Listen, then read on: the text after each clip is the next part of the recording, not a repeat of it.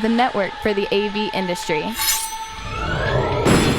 What are you listening to? This is AV. This is AV Nation. This is AV Nation. Ready. AVWeek. Performing scan. Week. Online. This is AVWeek.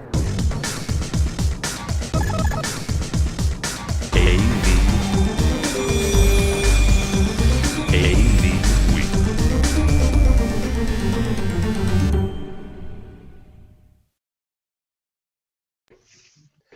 This is AV Week, your weekly wrap-up of audiovisual news and information. My name is Tim Albright. I am your host. With us this week, my buddy, my pal from Proxima, Mr. Sam Malik. How are you, sir? Hey, how are you, Tim? Good to see you. Doing good. Sam's doing some cool things we're going to talk about here in a second. Also with us is Ken Eagle. Ken is from Atlona. How are you, sir? Tim, I'm great, thank you. Also with us from Avenue, Mr. Ed. How are you, sir? I'm doing great. And last but not least, last time I saw her was in beautiful Washington, D.C., Andrea Medeiros, editor at TecHome Builder. How are you? Hi, great. How are you? Doing well. Doing well.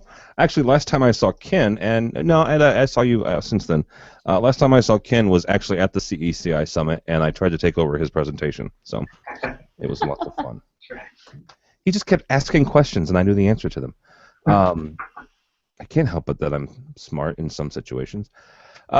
Real quickly, and I don't want to take too much time on this, but Sam, you guys have done something really cool. Called you a couple weeks ago just to see, hey, how are you? Da, da, da, da. Oh yeah, by the way, I took over the freaking company. So in a 30 to 60 second Chicago fastness, what exactly is going on with you and Proxima? Oh yeah, by the way, I took over the freaking company. Well, we had having a lot of fun over here. We were formerly ASK Proxima, a Chinese-owned company, and things were going quite well in the U.S. However, that company failed and stopped producing projectors.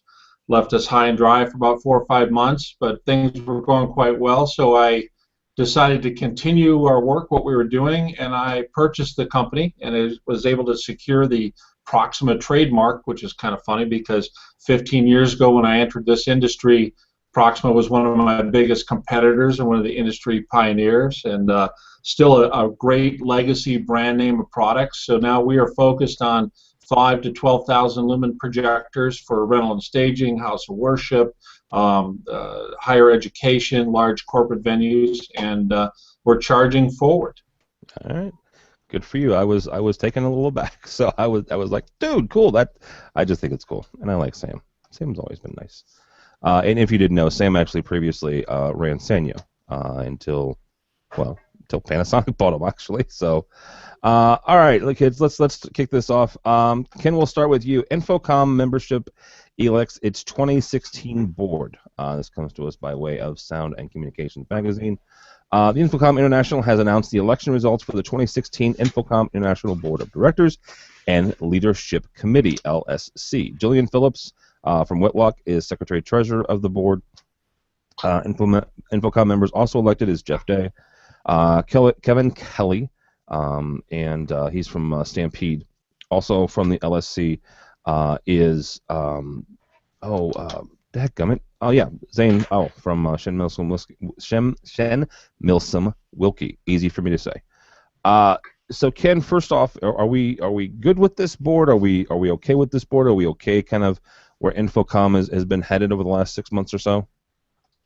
Well, I think so. It's kind of yet to be seen. I mean, Julian's a familiar face coming back. I think, Kevin Kelly is a guy with a lot of energy. So, we work with him regularly, and I like what he's done with Stampede. And I think he's got a good beat on the industry. So, I think there's some interesting points there. That being said, over the past several years, I've done a lot of work with Infocomm. We travel around and do a lot of regional events with them, different speaking engagements. In the last year and a half, I've probably done a little bit less than I would like to do.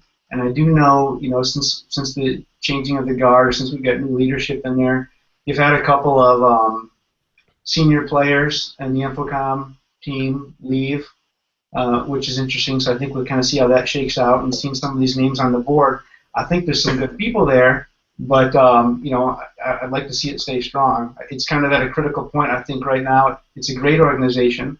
I think it's got the right message. And then we've seen a similar organization like CBIA, who I think has had some more struggles maintaining membership in recent years.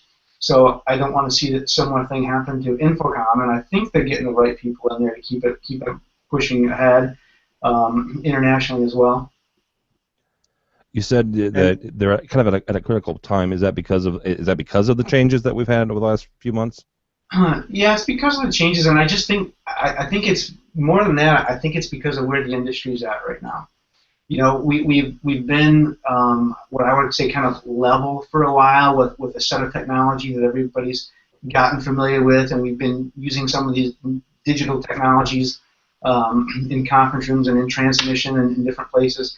I think over the next couple of years we're going to see a shift in some of that with the transition to AV over IP, and with us going with more networks being more global, more accessible in more places. I think you're seeing a new level of younger people coming into the market, different education, different players, different tools, different communication medium, and I think you got to have the right people at Infocomm to keep up with that, because it's a critical group and it needs to, it's kind of a glue, in a way, a glue that holds a lot of our industry together, I think. Absolutely. So I think we got to keep it strong. I agree with Ken entirely, and the great mix of the board of directors is they have a full coverage of system integrators, leading system integrators, some design and architect type faces I've seen there in the past as well as hardware manufacturers and distributors. So combined together, I think it can add a lot of visionary work for the future. What new stuff is coming, because these 4 or 5 main contributors to the industry, will end up determining, where the industry is moving to. Architects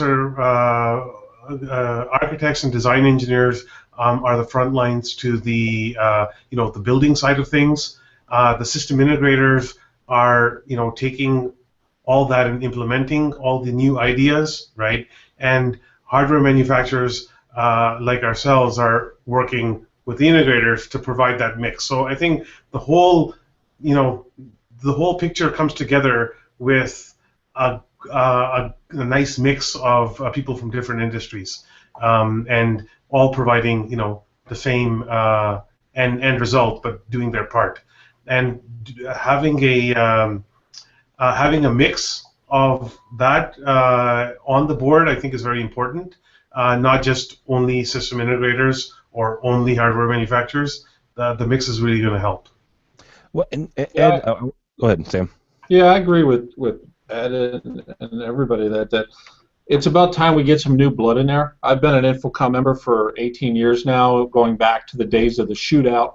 So I'm older than I look, maybe, but it's about time of the changing of the guard. I'm really kind of excited to see Kevin Kelly get involved. He's young, very energetic. He knows what's going on with the industry today. I think he'll contribute a lot. But for Infocomm to survive, these changes, bringing all the integration together, need to happen.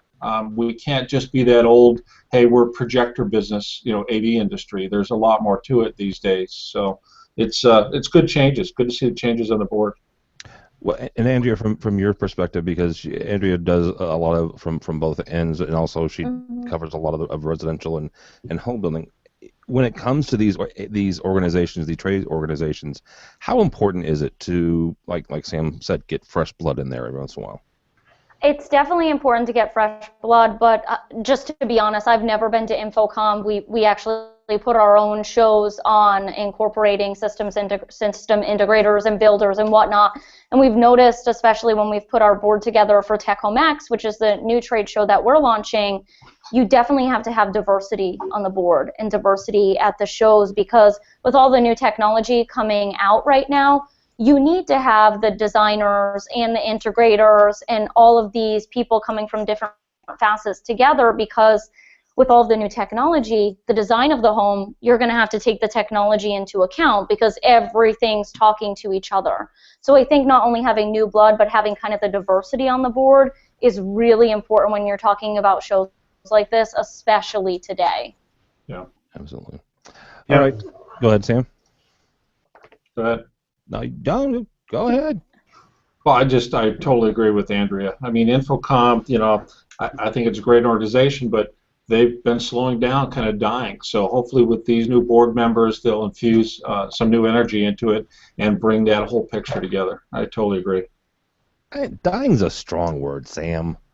Well, I watched Comdex die. I've watched CES Okay. change. Right. I mean, it needs to evolve. I think it's an important organization for everybody in this industry, but if it evolves and stays current, then it's a good resource for everybody. Okay.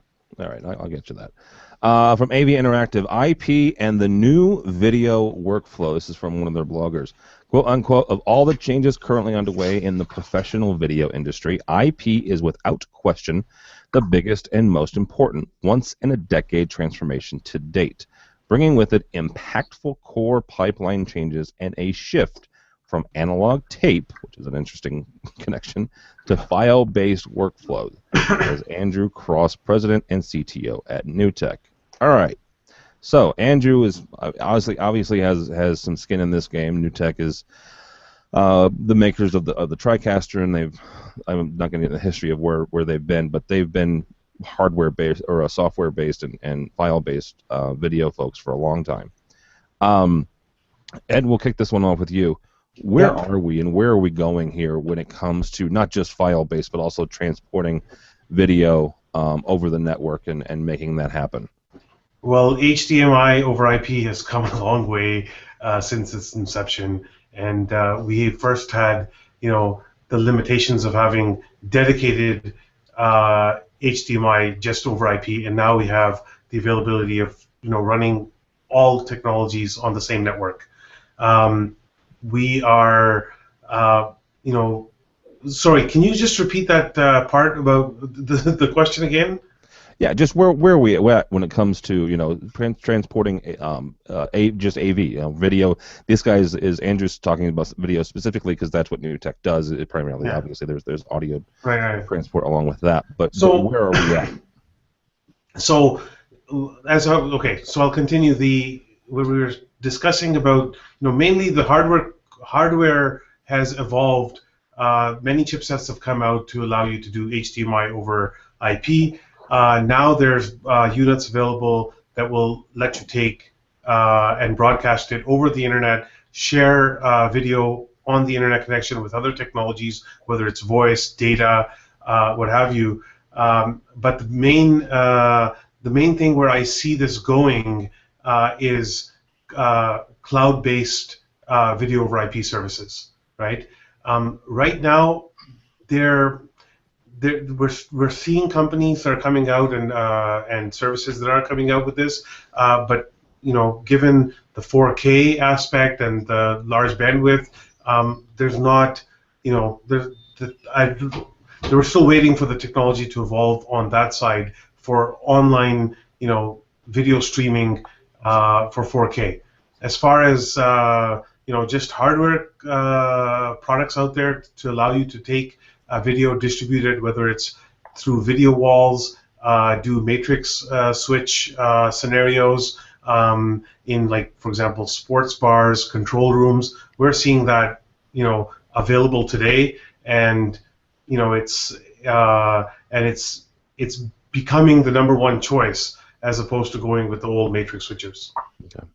Ken, you guys have got from Atlanta. You guys have had interesting history over the last, let's say, 3 to 4 years when it comes to video IP. Atlanta had their own proprietary, and correct me anytime I'm wrong here. You guys' your own codecs that you guys kind of you made yourself, and I want to say about 6 months ago or so, you started integrating some HD-based C stuff as well. So you guys have got a unique perspective on this because you've seen it a couple different ways. Where do you guys see video over IP and whether it's point-to-point, multicast, single-cast, wherever? So let me start by saying first, I completely agree with the author of this article. AV over IP being the single biggest, or most important technology of our current decade right here. But let me also say that this isn't brand new. This isn't just happening right now. As long as there's been IP, we've been talking about putting AV over IP. There are companies who have worked tirelessly, spending tons of manufacturing and design dollars trying to figure out how to do this. Every year for the last 10 or 15 years, we've seen products come out trying to be AV over IP. And all of those companies have allowed us, they've laid the groundwork for us to be where we are today, which is at a point where we can finally start actually realizing some quality AV over IP. And there's some great companies out there doing it right now. Now, to get to your point at Lona, yes, we've done a number of things over the years. Obviously, ridden that digital wave. We watched the analog sunset, and we had analog products. We've gone to all HDMI and digital-based products. And you're right, we've now launched into HD-based. We partnered with those guys when they first came out. We've been with HD-based organization since the beginning. And in recent years, we really revamped our entire line so that every product category now features or is entirely built upon the HD-based distribution model. It's a great product. It works wonderful. We really like it. However, going forward, the future is in IP. And we have already begun developing AV over IP products. And if you look at the Lona product line currently today, every product, nearly every product that we put out, has an Ethernet port on it, which means every HD-based product already sits on the IP network. It's controllable. You can do firmware updates. You can manage it from remotely. The next evolution now is distribution over that IP channel, and you will see from us products in mid-2016 coming out as AV over IP. We're absolutely going that direction. It is the future of the industry. It's ready to see a number of manufacturers going down the road. All right, so Mr. Malik, from a display point of view, Ken mentioned 2 or 3 different protocols there. He mentioned the fact that for Lona, almost every one of their products has an Ethernet port on the back. Get it. Totally agree. It's awesome that they do that.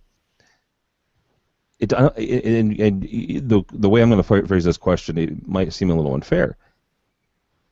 You guys have to either make a decision, like make a conscious effort to say, okay, we think we're going to put all of our money in 1 or 2 baskets, and we think this technology is going to make it, so we're going to put an Ethernet port on the back of our projectors and make sure that it accepts X, Y, or Z.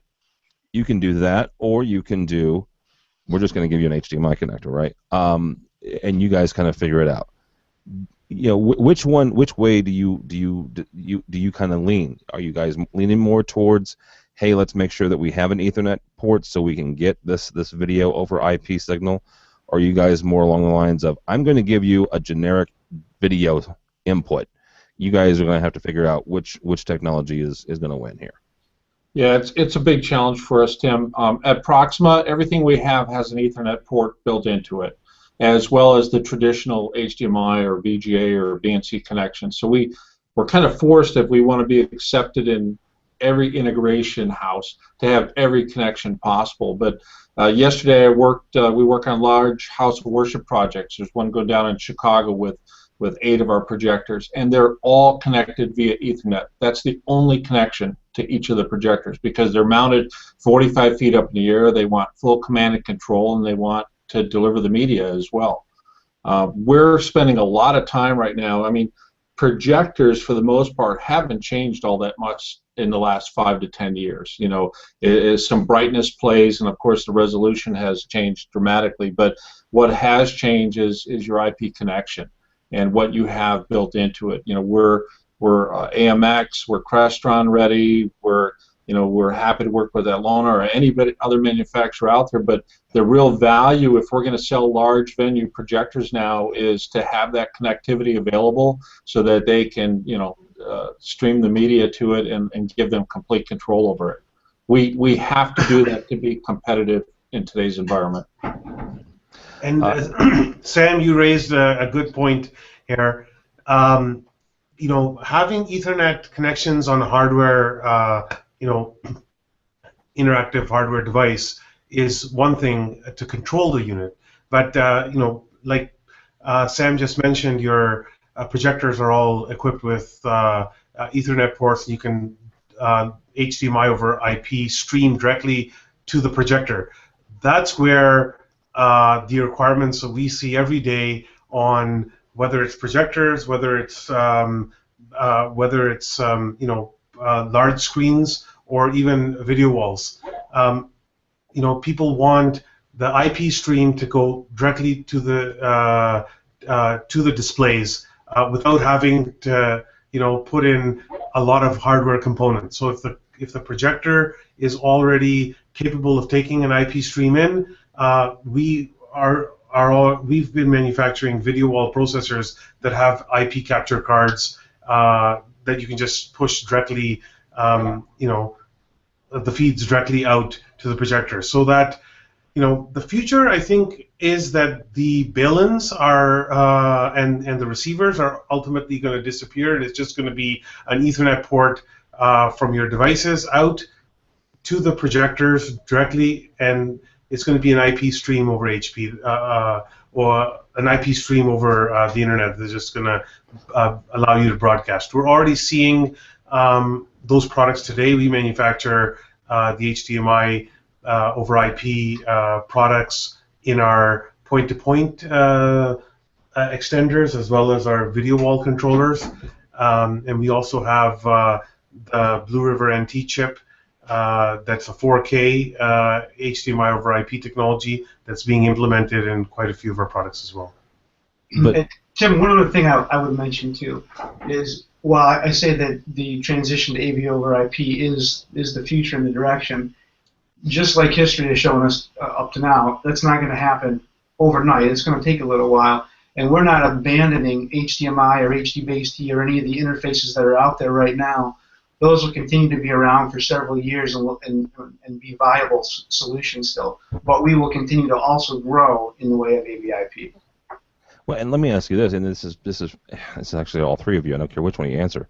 Does that not then put Sam and other display manufacturers alike in a bad spot where they've got to figure out which one y'all are going to go with when it comes to encoding?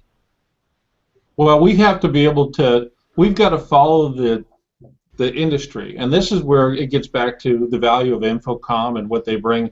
This integration thing where we have to partner up. I find myself spending a lot more of my time now at Proxima partnering up with that Mona and companies like that, so to make sure we have that connectivity capability that the integrators want to use. So it's kind of on us to make sure that we're keeping the right technology in our projectors to follow the flow of technology and give them the easiest tools. If you're a manufacturer that's doing that, and we're trying to be that company, it puts you, many steps ahead of everybody else that's not quite there. And the thing we're running into, we do all kinds of installs is they're running projectors and large screen flat panels, and everything's all integrated together and has to all be able to talk on pretty much one signal, one base. And the panels are very much up to date, much more up to date than a lot of projector companies are today. And if you're a projector company that can integrate easily, then you're going to win more business. Yeah, I think the other thing to note too is a lot of these technologies are built on a standard. So let's say if we're going to upgrade to HD-based-D, and a projector manufacturer wants to add HD-based-D, HD-based-D is a standard. So it's not like they got to figure out which HD-based-D to use. You just go to the standard of HD-based-D. The same thing when you go to IP. You got to say, do I want to go HD-based-D or IP if you have to make a choice. But at least they're standards. You're not looking at multiple different versions of the same technology.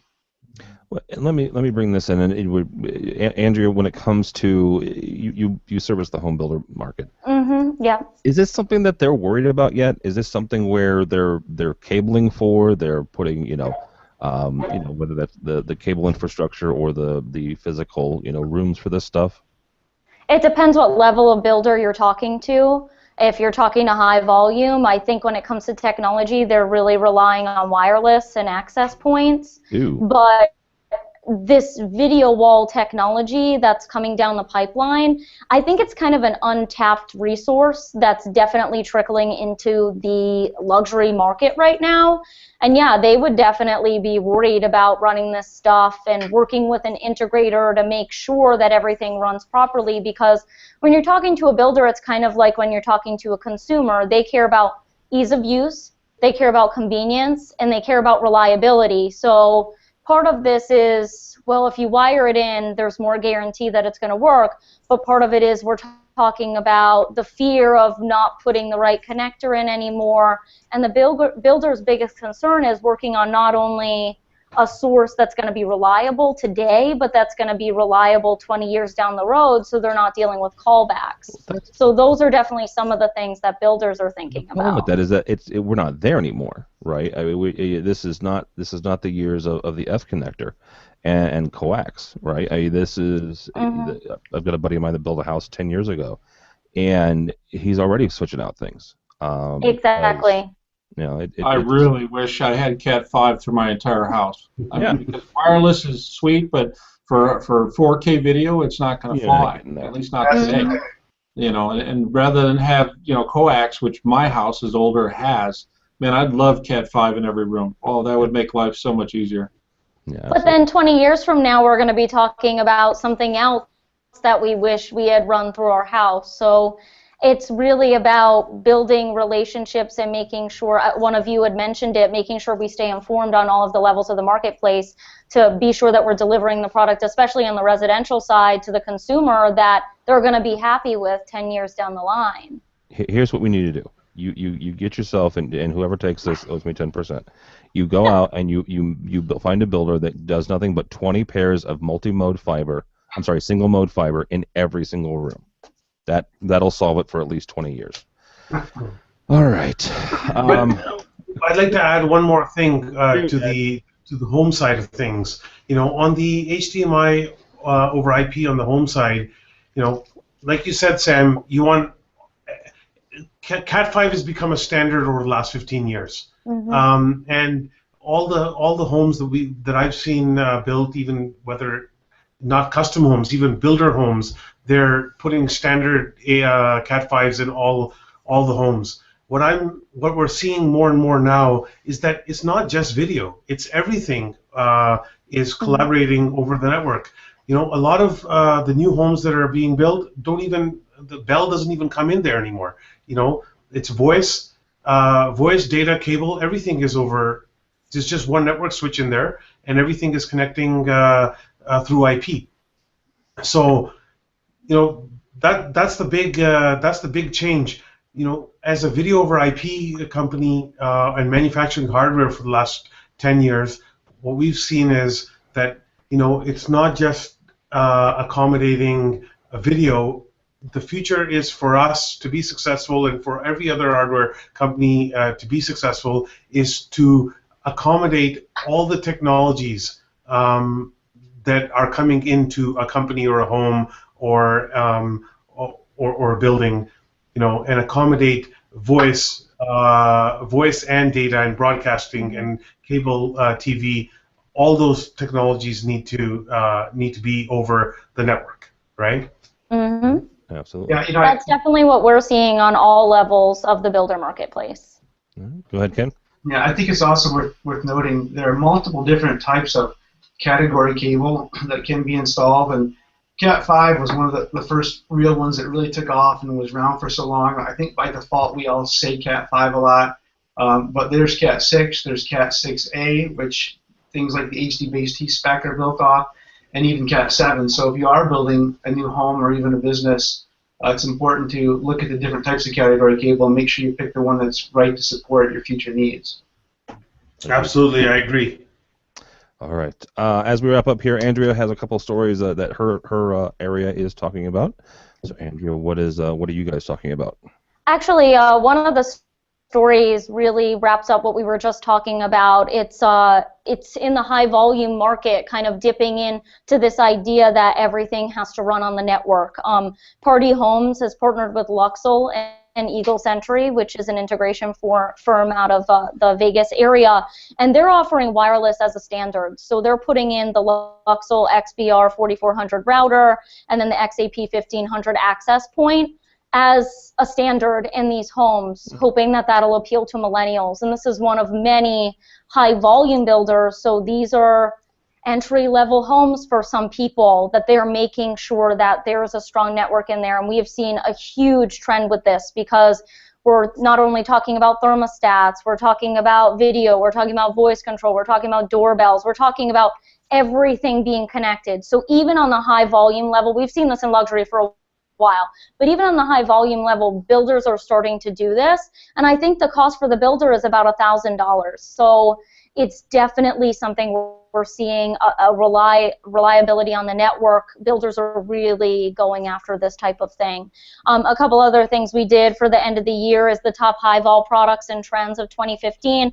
A couple of the ones we had named off. Again, this is high volume, so a lower price point. Savant Smart Host, Sony wireless Bluetooth speakers, Apple TV, Philips Hue lighting, GE smart bulbs, Nest Cam. Those are just some of the ones that we named off. Again, high volume, so they're not necessarily using integrators as much, so they're kind of simpler offerings.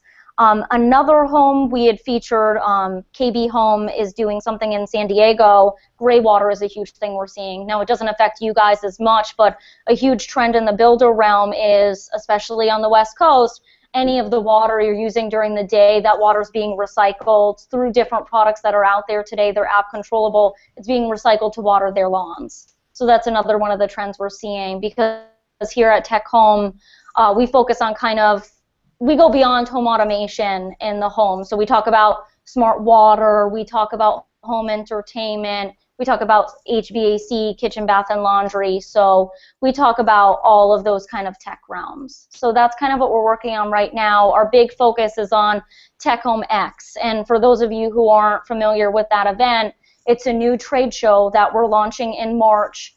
It'll be different. We're calling it a first-of-its-kind trade show. I don't know if you've been to our builder events or CECI Summit, which we put on, but this will incorporate the entire TecHome ecosystem. So not just builders, not just integrators. They'll be there together with contractors, with realtors, which a lot of people have been really excited about, because who do we look to sell our homes? Realtors. So we need them to understand the technology. So it'll be everyone who is involved with putting the tech home together without building materials being there. So it'll just be people in one place that are interested in technology and in the home of the future. So those are a few of the things we're working on right now. All right, very good. The realtor part I had never thought of. So, all right, guys, that's going to wrap us up. Mr. Ed from AVWeek, thank you, sir. Thank you for having me, and nice meeting all of you. Where can people find you and AVWeek?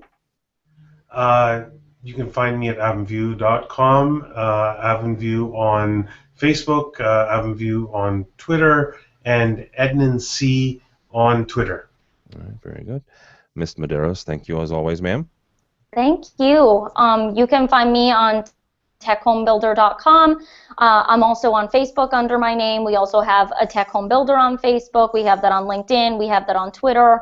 You can also always email me. You can go through our website to do that. Again, TecHomeBuilder.com. I'm the editor-in-chief of TecHome Builder, so I'm pretty easy to get a hold of.